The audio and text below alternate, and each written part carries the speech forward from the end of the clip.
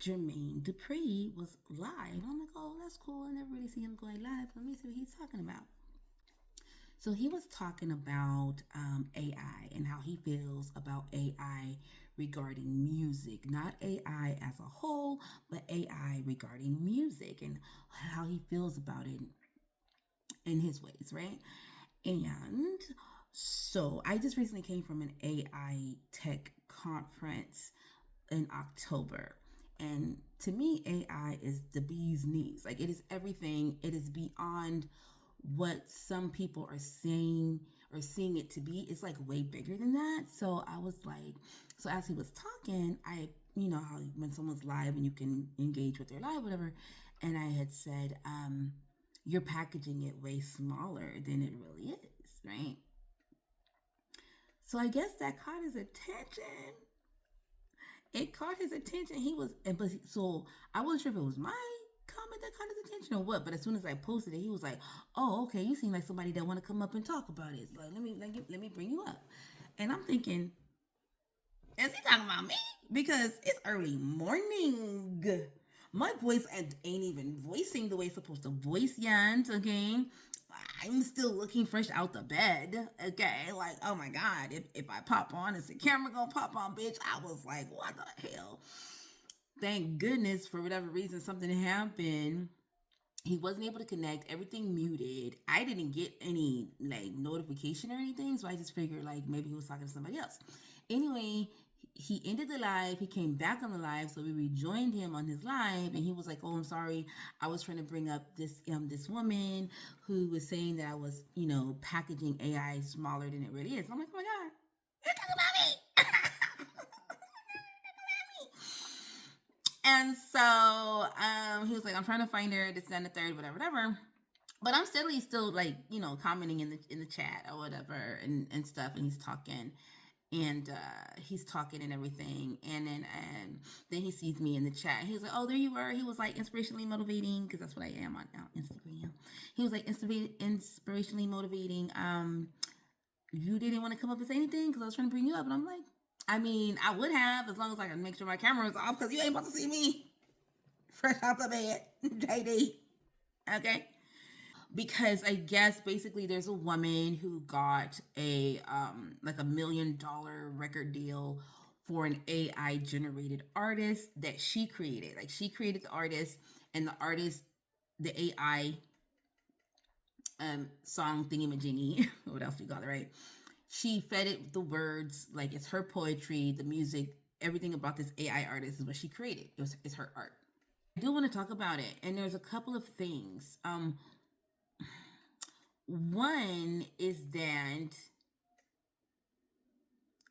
AI, from what I learned, it's the worst that it's going to be right now. It can only but get better. So like what JD was saying is like anybody, you just plug it in and tell it what to do and what's new about that. And, they sound like old, other artists, yada, yada, yada, and blah, blah, blah.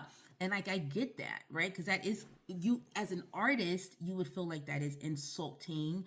It's missing the human factor of it all. And all the things. However, in my opinion, if he ever sees this, it's equivalent to like, remember back, well, we wouldn't remember, we weren't here, but like back in the day, there were artists who did paintings. Like if I wanted a picture of myself, someone had to paint it. And then one day, cameras came along. Not the cameras that we have today, but cameras came along, right? So cameras came along. Imagine the people who were painting pictures. What?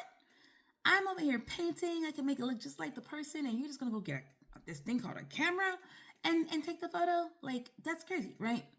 Technology is gonna do what technology does, which is advanced. There's no stopping it.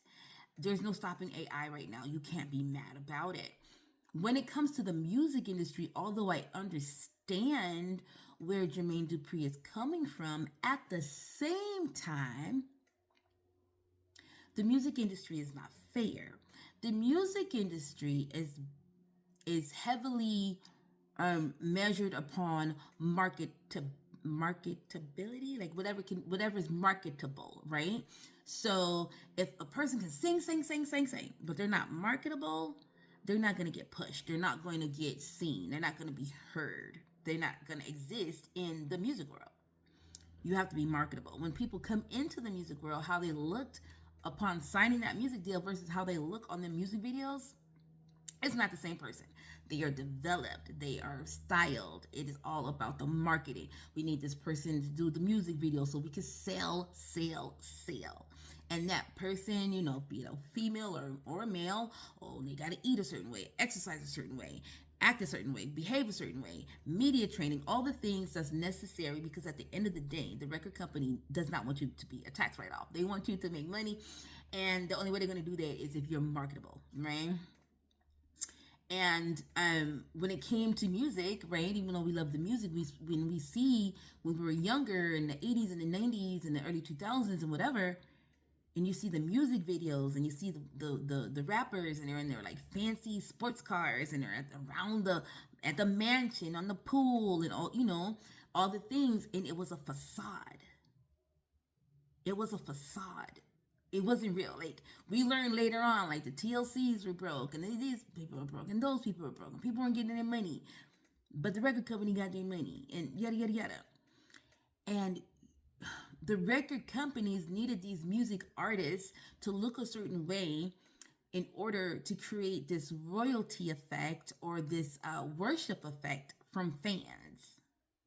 So now artists who understand, getting money in the industry, and they understand the difficulties behind it and the dark sides behind it, they're feeling a kind of way because they are the painter painting on canvas versus the camera that can take the picture now, right?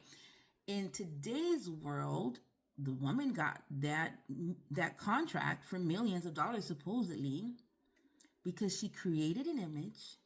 She fed her lyrics through the image using AI, with AI whatevers, and everything is AI generated. It's not real.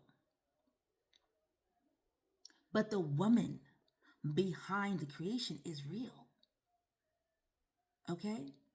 The woman behind the art is real. And she doesn't have to be marketable. Her AI design needs to be marketable. And if she can truly sing, and if that AI truly does sound like her, or she can truly write, and she's really writing for that AI, her art is being heard and her art is being seen. Versus a person in any timeline of life who probably could sing really good, but they weren't marketable, so they were never seen. Or, in order to sell the albums, it had to be marketed a certain way, looked a certain way, or what car are they driving in the video, what dance moves are they doing, what are they dressed like, what are they doing. It was all to manipulate the mind of the fan, the onlooker, the teenager, right? The same thing is happening today. Okay? The same thing is happening today.